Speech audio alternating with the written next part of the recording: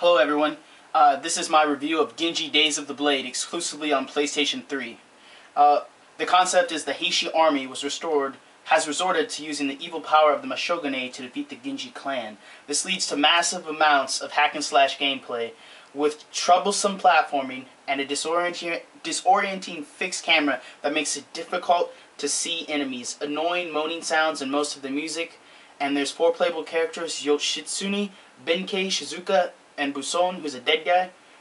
Yoshitsune has swords, Benkei has a big club, Shizuka has this weird fan-type blade thing she swings around, and Buson has a spear.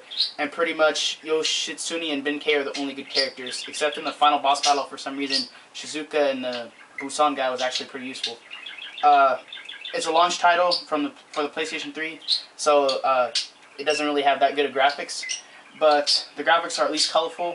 But a lot of the times, for example, like in the ship level, the background and the surroundings just seem repetitive and they all look the same, and you get lost in the game. Basically, when you play it, there's different things, but the focus stance is supposed to like focus on the enemy. But the thing is, the camera doesn't go around it, and since the camera can't be controlled whatsoever in the game, it's really difficult, especially when you do the platforming sequences, because sometimes it'll switch all of a sudden and it'll be going the wrong direction when you're aiming it, moving the character. And then you can barely see the enemies, so you usually have to resort to the mini-map in the top right-hand corner of the game to see where the enemies are located and where you're going in the environment. And the final boss is actually pretty disappointing because it doesn't even move. It's completely stationary. It just has a weak spot and it shoots beams of light and stuff at you. But that's about it. But the final thought for Genji Days of the Blade, overall, it's a fun game. That's a samurai-type game, but if you don't like that, it can be really frustrating due to the camera, and the characters are really slow at recovering when they're attacked.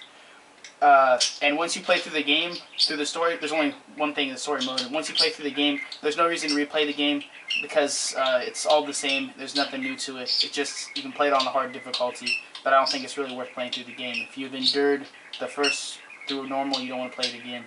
But overall, I give Genji Days of the Blade a 5.5 out of 10 because it could have been a lot better.